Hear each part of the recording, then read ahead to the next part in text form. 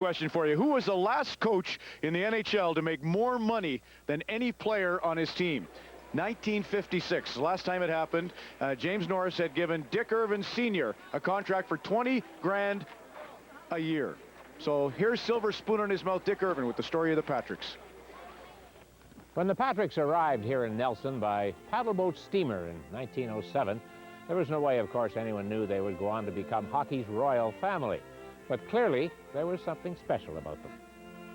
The Patricks were already big names in the hockey world before arriving in Nelson. Frank and his brother Lester grew up in the Montreal area, among the first generation of Canada's hockey stars, Lester winning the Stanley Cup with the Montreal Wanderers.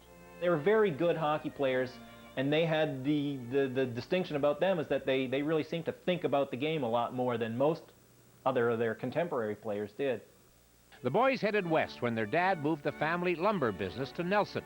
They led the Nelson team to the BC Championship in 1909. More importantly, perhaps, they earned invaluable experience in the family business. They were in their early 20s and developing an entrepreneurial spirit. Frank in particular was really hands-on. He's what they call a walking boss. You know, he was in the lumber camps, whereas Lester worked in the office in Nelson. Frank was actually out in the lumber camps and had quite some adventures there. But the boys' business aspirations were bigger than BC fir trees. They wanted to change the game of hockey. They got their first taste of professional hockey when they hired themselves out back in the East to play a season for the Renfrew Millionaires. And here in Nelson, the family helped build the first indoor hockey rink on Hall Mines Road. The other arenas had been for every type of ice game, but they really wanted to have a proper arena specifically designed for hockey. So the Patricks, along with a lot of the other merchants in the town, sold shares in the arena. Selling shares to build a rink is the business model they took to Vancouver when the family moved there in 1911. There, they built the first artificial ice surface in the country with an incredible 10,500 seating capacity. They started the Pacific Coast Hockey League, won the Stanley Cup in 1915, and introduced rule changes that would mark the game forever. Among others, here are some of the things we can thank the Patricks for. The forward pass. Goalies being allowed to drop to their knees to stop a shot. Numbers on the backs of sweaters. And the penalty shot.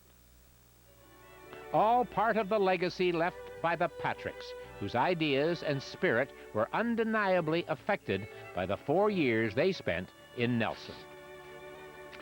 A great tradition is to have Dick Irvin at Hockey Day. We're going to freeze you to death one of these years.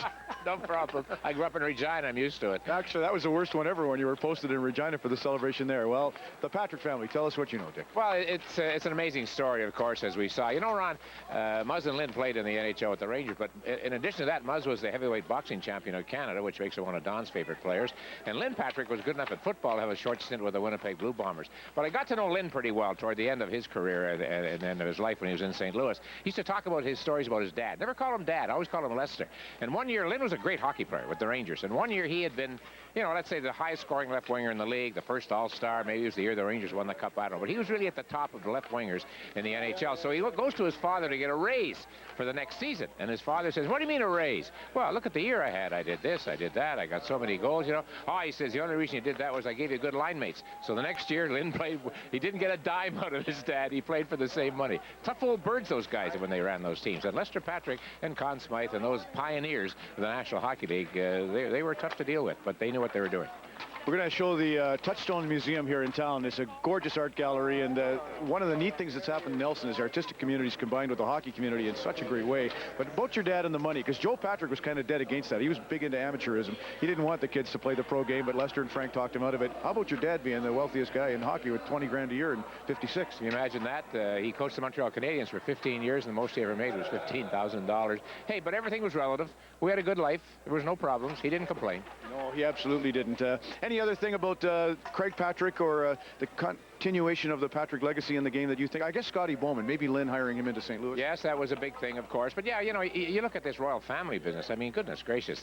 You know, the father and the two sons played, coached, and managed the Rangers. Craig with Team USA played in the league, managed the Rangers, won 2 Stanley Cups in Pittsburgh. It's an amazing story. It really is. And the likes of which in any sport, I really don't know where you'd find anything like that. And started over a kitchen table right here in Nelson, BC. That really is a great reason to come and celebrate Hockey Day. Well, nice to have you aboard. You'll be back with the history of the local heroes. I'll be back. Hey, this is a free ferry. This is the longest ride in the world that you can get free on a ferry sponsored by a provincial government or a country government. That's from Balfour, which is just a little bit east of here, across Kootenay Lake over to, we have a great debate going whether it's Kootenay Bay or Crawford Bay you land. In any event, you can go for free when you're in the interior. We'll continue Hockey Day in Canada 2007 in a moment.